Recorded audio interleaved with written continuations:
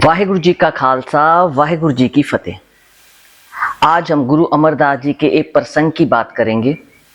एक बार की बात है कि गुरु अमरदास जी को उनके सिखों ने एक प्रश्न किया कि सच्चे पातशाह, आप हमें यह बताओ कि सिक्खी के क्या लक्षण हो सकते हैं। तो गुरु साहब जी ने बहुत ही अच्छा वचन किया।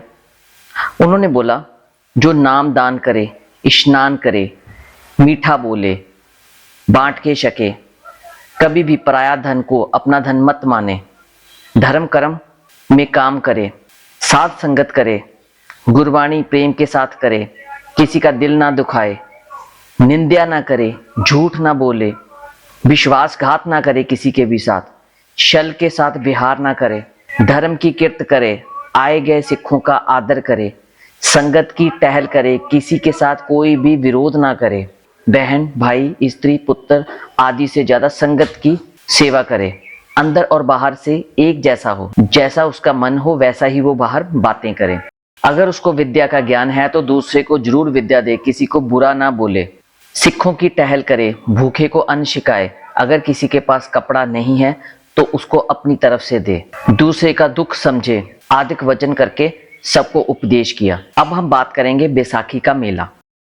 एक दिन बाबा बुड्ढा जी, भाई पारो जी, बल्लू आदि सिख श्री गुरु अमरदास जी के पास आए और आकर बोलने लगे कि गुरु साहब, हम चाहते हैं कि देश के अलग अलग कोने में जो भी सिख रहते हैं वो किसी ना किसी दिन इकट्ठे हों यहाँ पे बाउली साहब में स्नान करें और अपना जीवन सफल करें। तो गुरु साहब जी ने बोला, फिर ऐसे करते हैं, बैसाखी वाले दिन यहाँ पे मेला लगा देते हैं। तो गुरु साहब जी ने वचन करा। तो गुरु जी ने सिखों को बेनती करी और 1625 बिक्रमी को बैसाखी का मेला लगा। उस दिन दूर दूर से सिख आए, बाउली साहब में आके उन्होंने स्नान किया, कड़ा प्रसाद उन्होंने छका और अपने जीवन को सफल बनाया। गुरु अमरदास जी ने अपने सभी सिखों को उपदेश भी किया, जो संगत को गुरु रूप समझ के सेवा करेगा वो निहाल हो जाएगा। एक गंगू शाह नाम का शाहूकार था जो व्यापार करता था, लेकिन उसको व्यापार में मुनाफा नहीं हो रहा था। फिर एक दिन वो गुरु अमरदास जी के पास गया। वहां पे जाके उसने अपनी प्रॉब्लम बताई कि गुरु साहब, मैं व्यापार कर रहा हूं लेकिन मुझे मुनाफा नहीं हो पा रहा। तो गुरु साहब जी ने बोला, ठीक है, तुम्हें एक काम करना होगा, यहाँ से काम छोड़ के दिल्ली जाना होगा, दिल्ली जाके तुम्हें अपना व्यापार स्टार्ट करना होगा। तो उस गंगू शाहूकार ने वैसे ही किया, पंजाब से काम छोड़ा और दिल्ली आ गया। दिल्ली आकर उसने अपना व्यापार स्टार्ट कर दिया। दिन प्रतिदिन उसका काम बढ़ता ही गया और गुरु साहब जी ने उसको उपदेश भी दिया था कि जो भी जरूरतमंद होगा उसकी जितनी हो पाए तो उन्हें अपनी तरफ से हेल्प जरूर करनी है।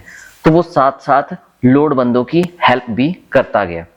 एक दिन गुरु साहब जी के पास एक सिख आया और उसने बोला कि गुरु साहब, मेरी बेटी बड़ी हो चुकी है और वो शादी के लायक है, लेकिन मेरे पास अभी पैसों की प्रॉब्लम है जिसकी वजह से मैं उसकी शादी नहीं कर पा रहा। तो गुरु साहब जी ने एक पेज पे लिख के 500 रुपया और उसको बोल दिया कि तू गंगू शाह के पास चला जा, वो तेरी मदद जरूर करेगा। तो उस सिख ने गुरु साहब की बात सुनी और गंगू शाह के पास आ गया। दिल्ली में आके गंगू शाह से उसने रिक्वेस्ट करी और वो पेज भी दिखाया कि मुझे गुरु अमरदास जी ने दिया है और ये बोला है कि आप मेरी मदद करेंगे।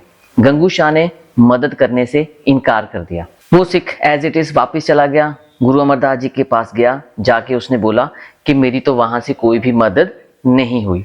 तो गुरु साहब जी ने अपनी तरफ से उसको पैसे दिए, कोई बात नहीं, तुम ऐसे करो, अपनी बेटी की शादी में लगाओ।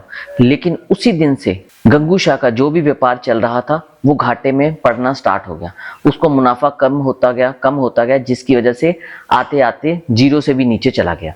अब गंगू शाह को गुरु अमरदास जी फिर याद आए, फिर वापिस आया गुरु अमरदास जी के पास और आके बोलने लगा कि गुरु साहब, मेरा काम अच्छा चल रहा था, आपके कहने पे मैंने दिल्ली में जाके स्टार्ट किया था, लेकिन अब वो फिर बंद हो गया है। तो गुरु साहब जी ने बोला, बंद तो होना ही था क्योंकि तूने लोड़वंद की मदद करनी बंद कर दी है, इसी वजह से। फिर गंगू शाह को अपने किए पे पछतावा हुआ, उसको याद आ गया कि मैंने एक सिख आया था, उसको इनकार कर दिया था मदद करने के लिए।